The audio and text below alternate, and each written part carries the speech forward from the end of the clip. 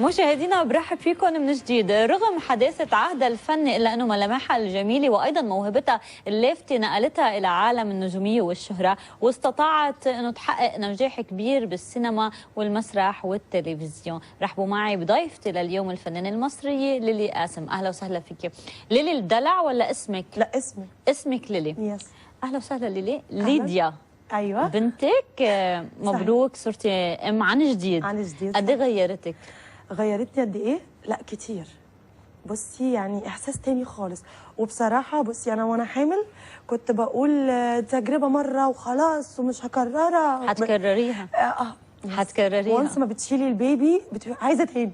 طب فنيا هلا في قصص صارت خط احمر لانه في ليديا بالحياه ولا لا؟ بصي هو الخط الاحمر موجود من الاول. بس خلينا نتفق ايه هو الخط الاحمر. قولي لنا بالظبط. الخط الاحمر لان هي نسبيه، يعني انا ممكن الخط الاحمر عندي يبقى غير الخط الاحمر عندك. انا مش ضد الاغراء، بس عشان بس نبقى متفقين، عشان بتسال انه الاغراء مع او ضد او كده. والله مش حاطه ولا سؤال عن الاغراء ولا سؤال عن الاغراء. انا كويسه قوي. انت طيبه جدا بصراحه. لا يعني انا ضد الابتذال لكن مع فكره الاغراء. طيب دايما بيقولوا هناك خيط رفيع بين الابتذال والاغراء. هيدا الخيط كيف انت بتعالجيه؟ كيف انا بعالجه؟ اولا لازم يكون المشهد موظف دراميا. لازم الموضوع ما يبقاش بيخدش حياء المشاهد. ازاي ان انت توصلي الفكره بدون ما تعملي مشهد اوفر. ده مهم لان في حاجه بيقول لك ده اوفر. لا احنا مش عايزين نوصل للاوفر لان احنا مش امريكا ومش بره، احنا لينا توجهات مجتمعات عربيه. فبالتالي لازم نبقى حريصين على ده. مفيش مشكله ان انت تناقشي قضايا جريئه. قضايا جريئه، يعني مثلا انا عملت فيلم ريكلام. فيلم ريكلام مثلا بيتكلم عن فتيات الليل، دي قضيه جريئه، لكن ازاي توصلي مشاكل البنات دي للناس بشكل سلس وبسيط، ده مهم جدا. هون قد ما حكوا عنك وقد ما انتقدوكي بهالفيلم قد ما انت وصلت المسج بطريقه صحيحه وعملت الدور بتقنيه عاليه. صحيح. صح؟ الحمد لله. صحيح. لانه في ناس كتير، يعني مثلا لو قلنا ان انا مثلا خايفه الناس تصدق الدور ده او كده، انا ما عنديش مشكله ان الناس تصدق الدور، لان وانس ما هم هيصدقوا الدور يبقى انا نجحت. طب ولكن ليلي انت اليوم ببدايه الطريق تعملي فيلم دورك فيه يمكن المشاهد ما كثير حيحبه او حيجي ضده، يعني كل مين حيروح على السينما حيظهر من سينما كرهانك مش طايقك. ما بيأثر عليكي جماهيريا؟ انا لو بص، اصل هقول لك حاجه، اللي بيكره هو مش بيكره ليلي. نعم. هو بيكره شخصيه انجي اللي في الفيلم. فلو انا وصلت المرحله ان المشاهد بيخرج من السينما او بيخلص من فرجه الفيلم وبيكره انجي اللي انا لعبت شخصيتها، انا نجحت. لان المشاهد لو حب انجي يبقى انا ما عملتش حاجه. وانت عندك الوعي التام ان المشاهد اليوم بس المشاهد اليوم مدرك انه ليلي عم تأدي دور، لانه في عالم بيقول لا ما بدي الجمهور يكرهني بادوار معينه. لا اعتقد ان المشاهدين عندهم وعي دلوقتي بسبب كمان تعدد الاعمال الفنيه ونوعياتها.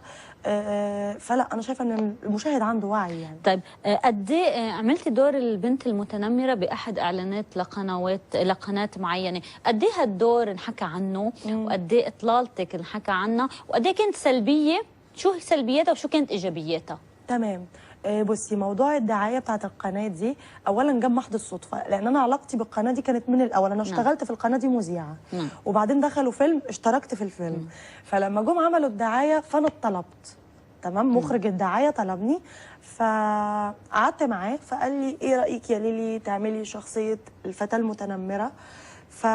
قلت له ده عايز اعمل ده. قال لي وحتى لبسني لبس الشخصيه في الدريسنج عندهم في المكتب عشان يشوفوا الفيتنج بتاع اللبس.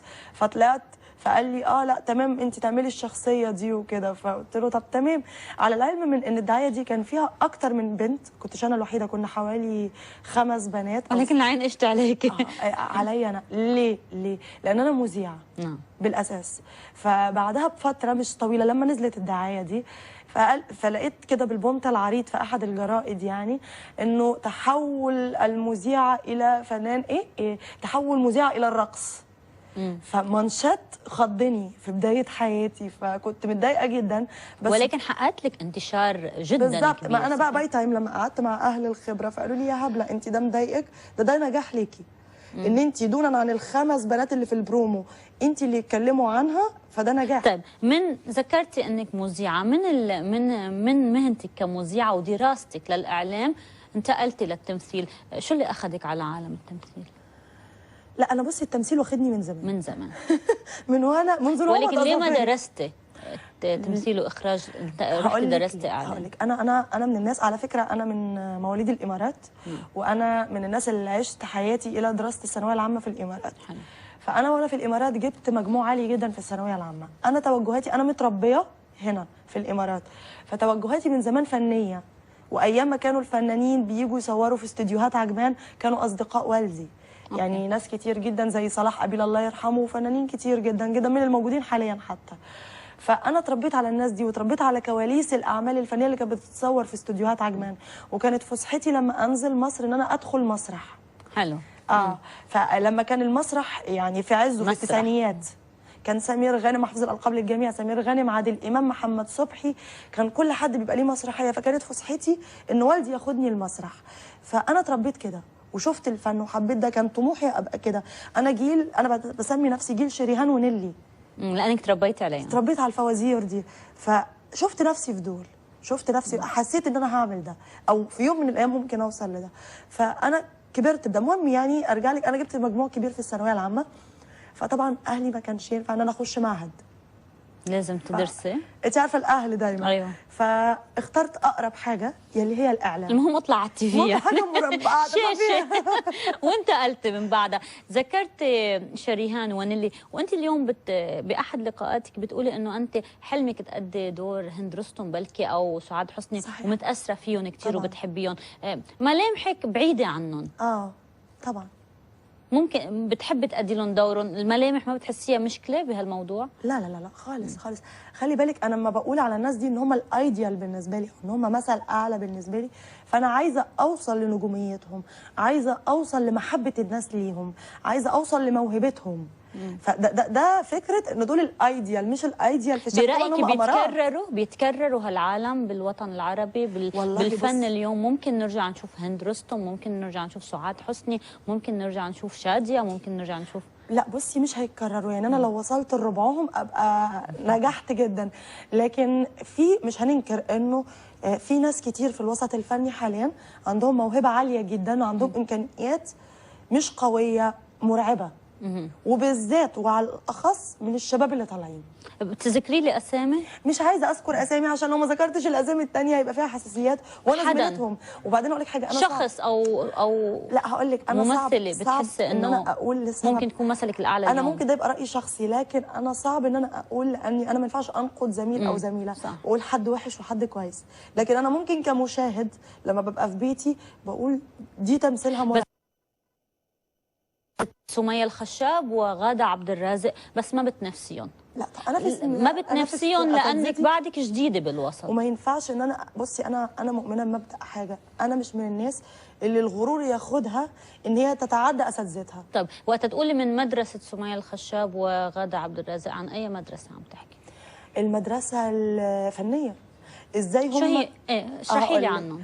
مدرستهم يعني شوفي، هم الايديال بالنسبه لي برضه، مع هند رستم، ومع خلينا نقول هن الايدل بهيدا العصر، الزمن، بهذا الجيل بالظبط. لانه هقول لك يعني ايه معنى ان هم ايديال بالنسبه لي؟ ايديال كموهبه تمثيليه، كجرأه، كتلون. شوفي هم بيتلونوا في ادائهم ازاي وفي اختيار ادوارهم ازاي. هم ده بالنسبه لي النجوميه، محبه الناس ليهم، تركيزهم في شغلهم، حبهم لشغلهم. يعني تحسي اي واحده لما بتمثل بتعمل ده بحب. والحلو انا خليني احكي عن سمية، انه قد ايه صار نجمه كبيره بالوطن العربي. صحيح. بعد سمية، بعد الشخصيه الطيبه ده حقيقي، ده حقيقي، المتواضعه. صحيح. لان الغرور بيقتل الفنان. الغرور لو وصل اي فنان لمرحله الغرور لمجرد انه نجح في عمل او عملين، اعرفي ان دي بدايه النهايه. طيب ليلي، اخر مسرحيه كانت مع طلعت زكريا من 2012. صحيح. اليوم المسرح وين؟ بعافيه شوي بس هو راجع. يعني انا اتمنى. بتحب المسرح؟ جدا جدا. انا بقول لك انا اتربيت على مسرح، يعني اتربيت شفت النجوم دول، نجوم المسرح قدامي. اليوم الاولويه بحياتك للمسرح، للسينما ولا للتلفزيون؟ 3. الثلاثه. ولكن اذا خيرتي، السؤال الصعب. ايوه، اذا خيرتي يعني بوقت معين، في عندك مسرحيه، فيلم او دراما، لوين بتروحي؟ الافضل هعمله. الافضل كسيناريو وحوار يس. والموضوع يعني. يس. طيب اذا بنحكي دراما، كان عندك الصندوق الاسود اخر عمل اتعرض ليا اتعرض بال 2015، بس ما كان لدراما رمضان. لا، ما كانش. ما كان لك سنتين غايبه عن رمضان. صحيح. طيب اسباب الحمل والولاده؟ الزواج كان قبلها الزواج، وبعد كده كانت الحمل. انت عارفه الزواج كنت عروسه لسه، فكان بيبقى التركيز اكتر، الحركه قليله. كنتش سبت الشغل، بس كانت بتبقى الحركه في الشغل بالك بالطبخ لا والله خالص خالص. يعني اقول لك ايه، انا علاقتي بالطبخ او بالمطبخ زي علاقتي باللغه اليابانيه مثلا. لا علاقه لي كثير منيح. هلا بعطيكي كم ابلكيشن تنزليهم وتصير تطبقيهم ونجرب بقى وتجرب. طيب اليوم شوفي في شيء عم ينقرا دراما 2016 حتكوني موجوده بالزبط. فيها؟ في كلام لسه ما قريتش ورق، بس في كلام وفي وعود على حاجات معينه. خبص ان انا ان شاء الله ممكن بعد ما ارجع على مصر ان شاء الله يبقى في يعني هقرا يعني ان شاء الله. لا 2016 ان شاء الله. طيب خلينا نرجع على الصندوق الاسود. هو من اكثر من 30 حلقه، يعني هو من المسلسلات الطويله. صحيح. اليوم قد ايه المسلسلات الطويله بتربطكم انتم كممثلين وقت اطول، وقد ايه بتهربي منها او قد ايه بتفضليها؟ واليوم خاصه مع البيبي الصغير، يعني بتفضلي يكون المسلسل قصير ولا بتحبي تشاركي بهيك مسلسلات؟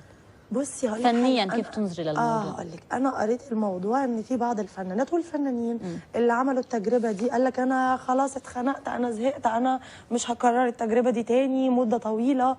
لا انا ضد ده. يعني هي مساله، اقول لك ايه يا فاتن، هي مش مع ولا ضد.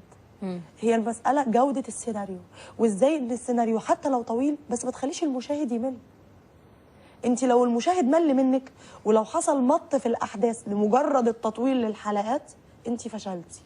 لكن لو على طول في احداث جديده، على طول في يعني في تطورات في الاحداث، لا ده مش هيبقى ممتع. طيب ليلي عندي دقيقة، أنا أنت زميلة بالإعلام وبالتقديم، عندك برنامج صحة اليوم عم تقدميه، شو خصك بالصحة؟ شو خصني بالصحة؟ أنا دكتورة دكتورة صرتي من وراء البرنامج أكيد. عايزة أقول لك إن أنا بقيت خبيرة في الحاجات دي جدا بسبب كتر اللقاءات مع الدكاترة. لا كده ده حاجة أنا بقالي سنتين بعملها. نعم.